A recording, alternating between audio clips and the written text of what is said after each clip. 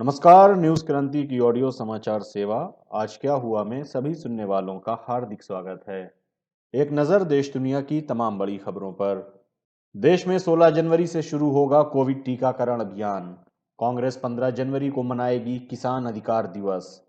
चीन में फंसे भारतीय नाविक 14 जनवरी को लौटेंगे देश वापस। पीएम मोदी ने प्रवासी भारतीयों से मेड इन इंडिया अपनाने की अपील की। इंडोनेशिया में 60 यात्रियों को लेकर जा रहा विमान लापता। सऊदी अरब में 31 मार्च तक बंद रहेंगी सीमाएं। और ब्राजील ने कोरोना वायरस वैक्सीन की आपूर्ति के लिए भारत से मांगी मदद। अब समाचार विस्तार से। कहते हैं ओल्ड इज गोल्ड कहलाता है, इसलिए तो कानपुर आज भी दुलारी ज्वेलर्स ग्रुप पर अपना भरोसा जताता है। दुलारी ज्वेलर्स ग्रुप कानपुर की pure old and trusted jewellery showroom. Visit की Dulari jewellers Kidwai Nagar and Dulari jewellers Lal Bangla. देश में कोरोना वैक्सीन के खिलाफ टीकाकरण अभियान 16 जनवरी को शुरू होगा।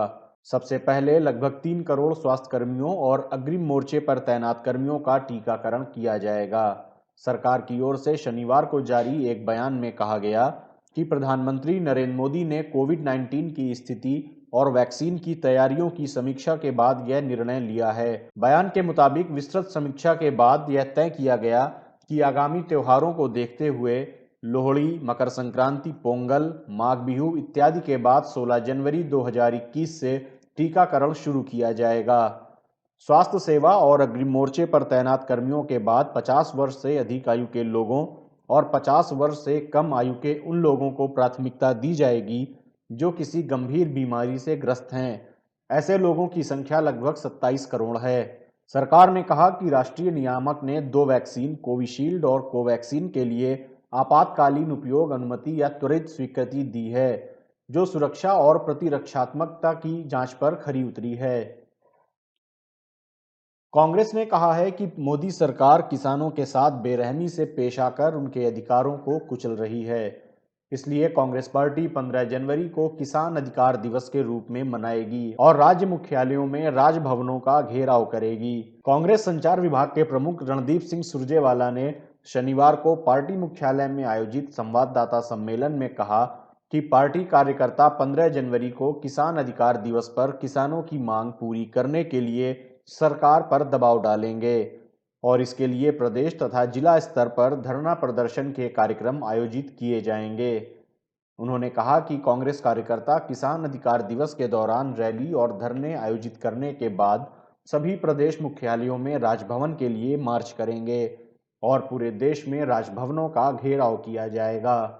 प्रवक्ता ने कहा कि देश के इतिहास में किसानों के प्रति कभी कोई सरकार इतनी निर्मम तरीके से पेश नहीं आई है।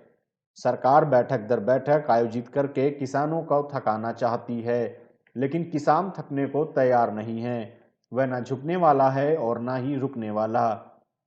पत्तनपोत परिवहन और जलमार्ग मंत्री मनसुख मांडवीय ने कहा है कि चीन में फंसे भारतीय नाविक अगले सप्ताह स्वदेश वापस लौटेंगे। केंद्रीय मंत्री ने शनिवार को ट्वीट करके यह जानकारी दी। उन्होंने कहा कि जहाज में फंसे सभी नाविक अपने देश के लिए रवाना हो गए हैं और 14 जनवरी को वे स्वदेश वापस लौटेंगे। उन्होंने कहा कि चीन में फंसे हमारे नागरिक एमवी जग आनंद जहाज से भारत वापस आ रहे हैं। जहाज में भारतीय चालक दल के चीन में फंसे सभी 23 सदस्य हैं। नाविक चीन से जापान के चिबा के लिए निकल चुके हैं और 14 जनवरी को भारत पहुंचेंगे। केंद्रीय मंत्री ने इसके लिए प्रधानमंत्री नरेंद्र मोदी का आभार जताया और कहा कि यह काम सिर्फ पीएम मोदी के मजबूत नेतृत्व के कारण संभव हो सका है। उन्होंने ग्रेट ईस्टर्न शिपिंग कंपनी का भी आभार जताया जो इस काम में विशेष मदद कर रही है। गौरतलब है कि भारत और चीन के बीच चल रहे तनाव के कारण यह सभी नाविक कई माह से चीन में फंसे हुए थे। कुछ खबरों के अनुसार पिछले दिनों एक नाविक ने आत्महत्या कर ली थी, जिसके बाद यह मामला विशेष तौर पर चर्चा में आया।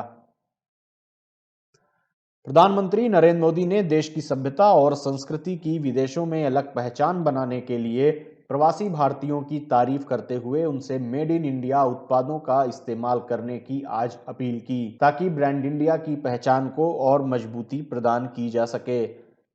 प्रवासी भारतीय दिवस पर आयोजित एक वर्चुअल कार्यक्रम में पीएम मोदी ने कहा, आज जब भारत आत्मनिर्भर बनने के लिए आगे बढ़ रहा है, तो यहाँ भी ब्रांड इंडिया की पहचान को मजबूत बनाने में आपका रोल अहम है।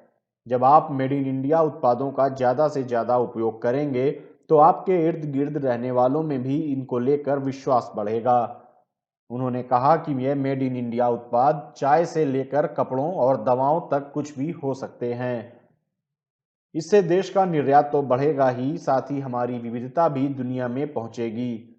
प्रधानमंत्री ने देश में निवेश करने, विदेशों में कमाए गए पैसे स्वदेश भेजकर देश के विकास में योगदान देने और कोविड-19 महामारी के दौरान पीएम केयर्स फंड में दान देने के लिए प्रवासी भारतीयों की तारीफ की और कहा कि आज खान पान हो या फैशन, पारिवारिक मूल्य हो या कारोबारी मूल्य, देश के प्रवासियों ने दुनिया भर में भारतीयता का प्रसार किया है। उन्होंने भरोसा दिलाया कि भारत सरकार हर समय हर पल अपने प्रवासियों के साथ खड़ी है। दुनिया भर में कोरोना लॉकडाउन के दौरान विदेशों में फंसे 45 लाख से ज्यादा भारतीयों को वंदे भारत मिशन के तहत स्वदेश लाया जा चुका है। विदेशों में भारतीय समुदाय को समय पर सही मदद मिले, इसके लिए हर संभव प्रयास किए गए। महामारी के बीच भी भारतीयों के रोजगार सुरक्षित रहें, इसके लिए कूटनीतिक स्तर पर हर संभव कोशिश की गई। इंडोनेशिया की राजधानी जकार्ता से शनिवार को उड़ान भरने के तुरंत बाद श्रीविजया एयर का एक विमान लापता हो गया। मीडिया रिपोर्ट्स के अनुसार विमान में 59 यात्री सवार हैं। जकार्ता पोस्ट ने परिवहन मंत्रालय के हवाले से विमान के लापता होने की रिपोर्ट दी है। परिवहन मंत्रालय के प्रवक्ता आदित्य इरावती के अनुसार जकार्ता से पोंटियानक जा रहे श्रीविजया एयर के यात्री विमान SJ-182 से संपर्क टूट गया है। विमान में कितने यात्री सवार थे यह भी अभी तक स्पष्ट नहीं हो पाया। फ्लाइट राडार 24 के अनुसार यह विमान बोइंग 737-500 श्रृंखला का है। विमान ने शनिवार दोपहर जकार्ता के सोकार्नो हट्टा हवाई अड्डे से उड़ान भरी थी। सऊदी अरब कोरोना वायरस के नए स्वरूप के वैश्विक प्रसार को देखते हुए अंतर्राष्ट्रीय यात्रा के लिए अपनी सीमाओं को आगामी 31 मार्च तक बंद रखेगा। सरकारी मीडिया ने गृह मंत्रालय के हवाले से शनिवार को यह जानकारी दी। मीडिया के मुताबिक नागरिकों को विदेश यात्रा करने और घर लौटने की अनुमति देने के लिए तथा सभी समुद्री बंदरगाहों और हवाई अड्डों के साथ ही जमीनी सीमाओं को मार्च के अंत तक फिर से खोल दिया जाएगा। दिसंबर के अंत में विभिन्न देशों में कोरोना के नए स्वरूप के मामले पाए जाने के बाद सऊदी ने 2 सप्ताह के लिए अंतर्राष्ट्रीय उड़ानों पर रोक लगाने के साथ ही समुद्री और जमीनी सीमाओं को भी बंद कर दिया था।